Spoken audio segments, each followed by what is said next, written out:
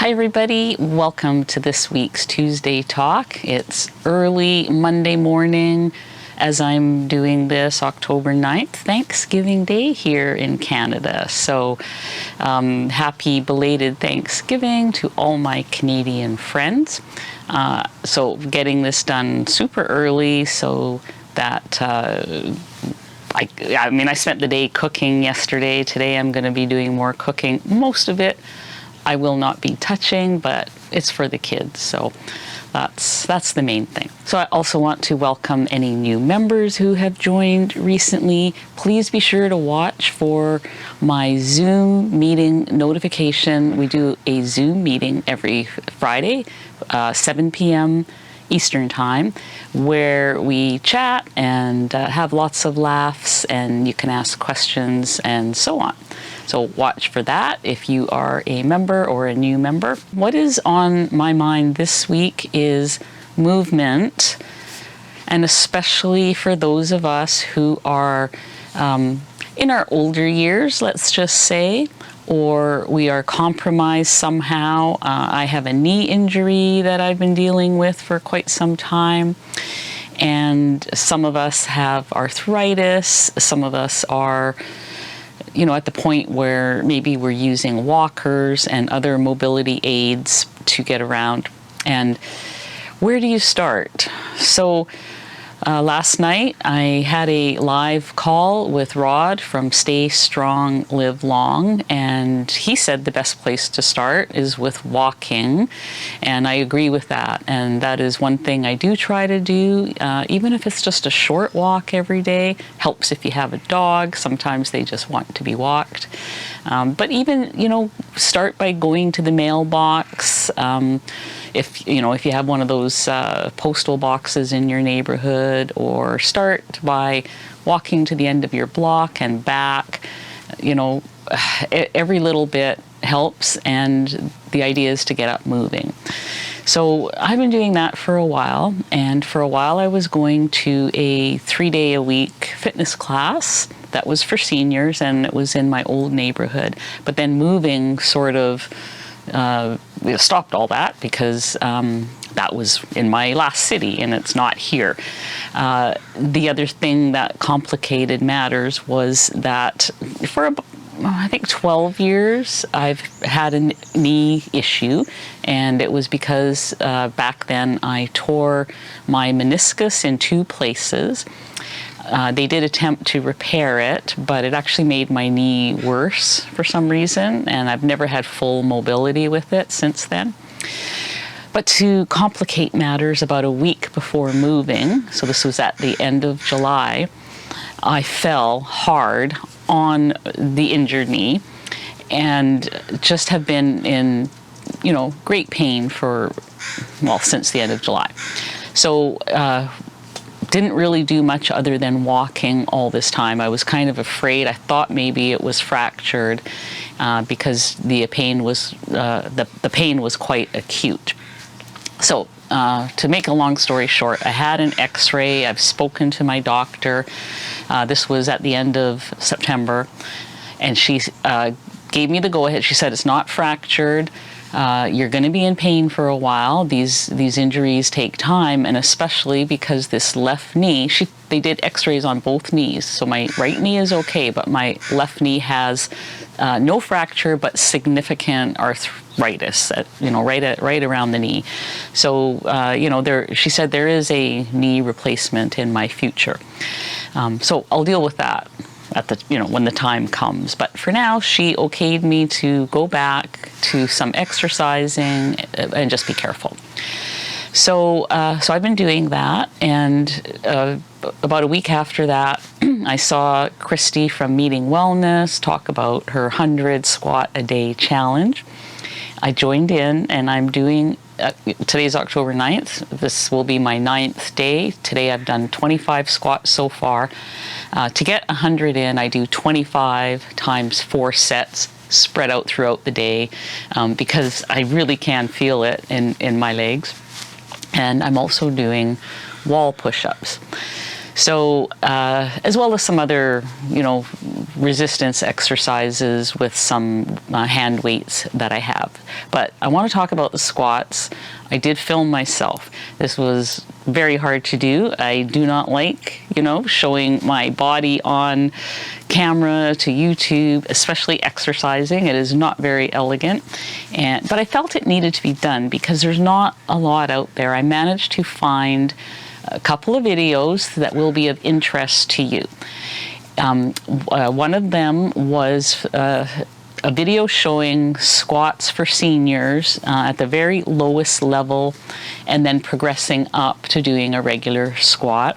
And another one was Coach Bronson, where he had his mom on, and they were talking about push-ups, and he talked about how they started with wall push-ups, and they showed the proper way to do wall push-ups, and then how you can progress from that till you're down on the floor.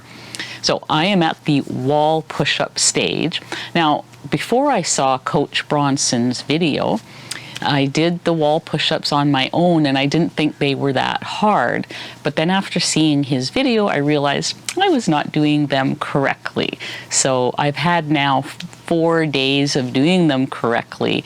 My triceps are killing me, I have to say. And that's how I know that I'm doing them correctly. So the wall push-ups are good because it's getting your triceps, your biceps, your pectoral muscles, and I'm sure others. I'm going to link his video below because I think the wall push-ups are worth doing because I can really feel it. And then the other one that I'm doing is a modified squat, and you're going to see this footage because there's a way to start slowly that almost anyone can do if they can stand. So why is this important? This is not just about weight. For me, this is about what happens as I get older and mobility.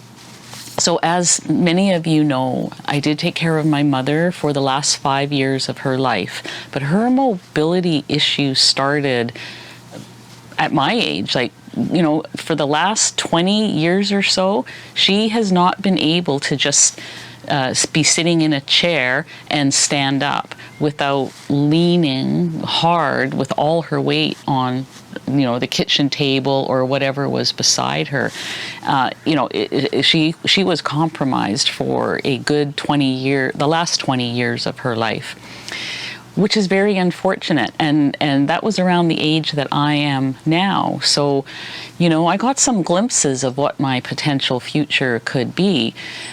So it is very important to do these squats, even the modified ones, because this is going to help you get up out of chairs unassisted, get up off the couch unassisted, go up and down stairs.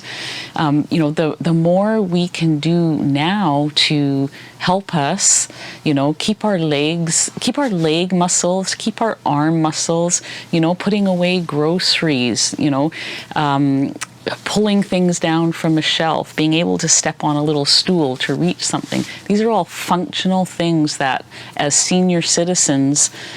we become senior citizens, we want to be able to do those things, or we will end up in a nursing home, needing help getting up off a chair, that sort of thing.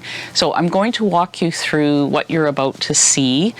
And you know what? So I look awkward, yes I do, but I think it's important. It's really been, on my heart, and so don't overdo it. Start where you can, but start somewhere and see if you can just get out of your chair without assistance. That's the first goal, like being able to stand up, sit down, no arms, just keep but if you have to start with hands, that's okay too. Anyways, so watch that little clip. So I want to also say, before you start any type of an exercise program, it's really a good idea to get clearance from your doctor, especially for those of you that have any health or mobility issues. Okay, so let's start with a little tour of my exercise area that I set up in the bedroom. I have a mirror so that I can check my form. It's just hanging on the back of the door. I have an assortment of different sizes of hand weights stored under my dresser, plus a band. So that just helps me with some basic things. I keep track of what I do every day. Right now I'm doing 100 squats per day, and so I'm tracking it on that sheet, and then whatever else I do is tracked on the other sheet.